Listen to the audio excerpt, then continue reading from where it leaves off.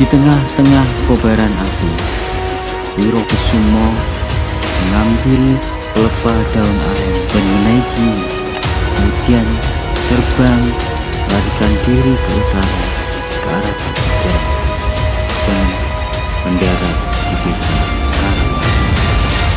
Setelah Bupati Wirokusumo mendarat di desa Karanglendi, kemudian beliau beristirahat sejenak karena merasa lelah dikejar-kejar oleh pasukan Belanda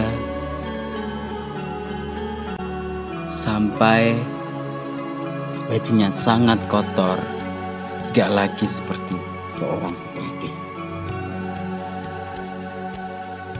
Setelah merasa agak segar dan tenaganya agak pulih, beliau melanjutkan perjalanannya ke barat dengan jalan kaki menuju ke Alas Sucen. Sebelum masuk ke Alas Sucen, beliau kembali beristirahat sejenak di dekat sebuah kebun semangka di desa Bandengan Trangkil. Beliau duduk di bawah pagar yang mengelilingi ladang semangka tersebut. Melihat ada orang yang duduk di bawah pagar dekat tanaman semangka, penjaga kebun tersebut merasa curiga kalau orang tersebut mau mencuri buah semangka. Karena dilihat pakaiannya yang sudah lusuh, mirip pengemis yang biasanya mencuri buah semangka di kebun tersebut. Maka kemudian penjaga kebun tersebut mendekati Wirokusumo dan mencoba mengusirnya. Merasa tidak bersalah dan memang tidak berencana mencuri buah semangka, maka Wirokusumo pun menolak dan menjawab, "Aku namung ngaubai Kisana, ora butuh nyolong semangkamu. Kisana, aku hanya ingin berteduh saja di sini, tidak ingin mencuri semangkamu." Dikarenakan orang yang diusir tidak mau pergi, maka penjaga ladang tersebut melaporkan kejadian tersebut kepada pemilik kebun semangka, yakni Kembang Joyo. Seketika itu, pemilik kebun semangka Kembang Joyo pergi untuk menemui orang yang dianggap mau mencuri semangka dengan membawa senjata pusakanya yang berupa dingklik atau semacam kursi. Sampainya di sana, karena saling mempertahankan argumen antara Kembang Joyo yang menuduh Wirokusumo adalah seorang pencuri dan Bupati Wirokusumo mempertahankan diri bahwa dia tidak ingin mencuri, maka terjadilah pertarungan di antara keduanya. Pertarungan antara Wirokusumo dan Kembang Joyo dengan pusakanya dingklik tersebut berlangsung, namun tidak lama. Dikarenakan ilmu Kembang Joyo yang tidak sebanding dengan Wirokusumo, maka dalam beberapa jurus saja Kembang Joyo kalah di tangan Wirokusumo. Selanjutnya, apakah yang dilakukan Kembang Joyo setelah ia kalah dari Wirokusumo? Apakah Kembang Joyo menerima kekalahannya atau meminta maaf kepada Wirokusumo? Ternyata tidak. Kembang Joyo tidak terima atas kekalahannya dan merasa dipermalukan karena kalah di wilayahnya sendiri. Maka ia memanggil bala bantuannya yang berada di desa sekitarnya.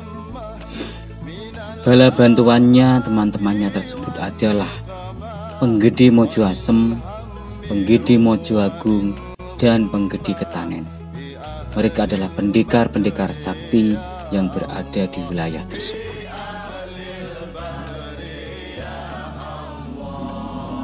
Setelah memanggil bala bantuannya tersebut, Kembang Joyo dan ketiga temannya kemudian datang menemui Wirokusumo yang masih beristirahat di dekat kebun semangka dan belum masuk ke alas Sucen.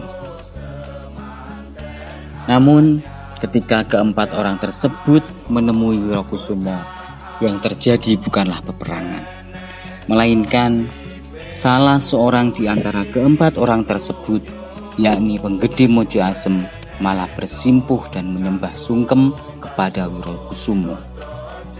Karena dia tahu orang yang di hadapannya bukanlah pencuri seperti yang diceritakan Kembang Joyo, melainkan beliau adalah gurunya sendiri yang merupakan seorang Bupati Tuban, Wirokusumo.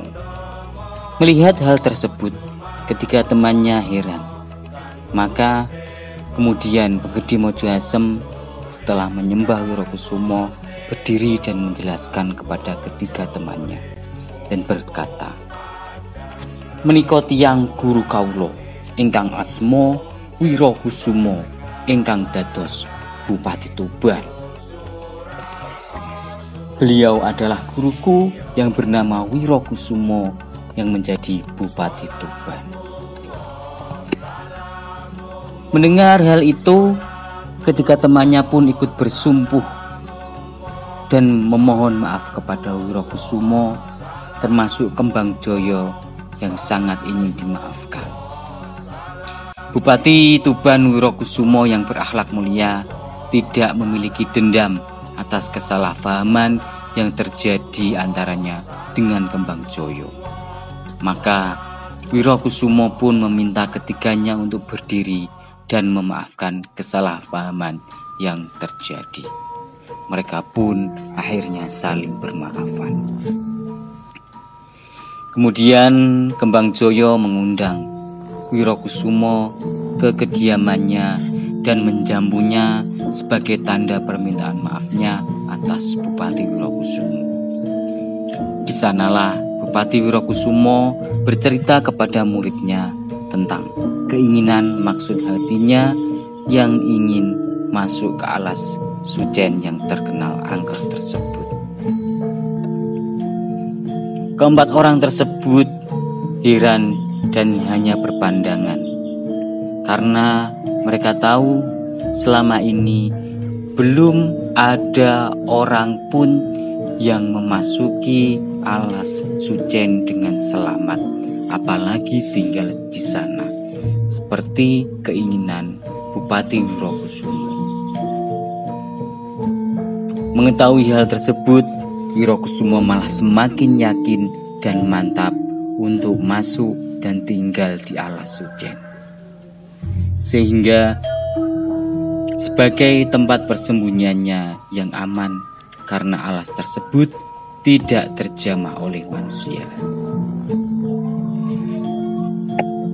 Murid Wirokusumo, penggede Mojo Asem dan ketiga temannya meminta maaf karena tidak berani menemani Wirokusumo untuk masuk ke alas Sucen.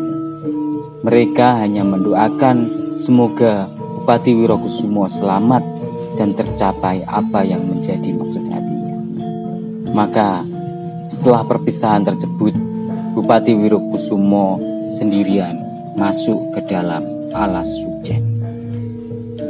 Ketika memasuki alas Sucen, Bupati Wirokusumo berdoa, "Bismillahirrahmanirrahim, niat ingsun topo.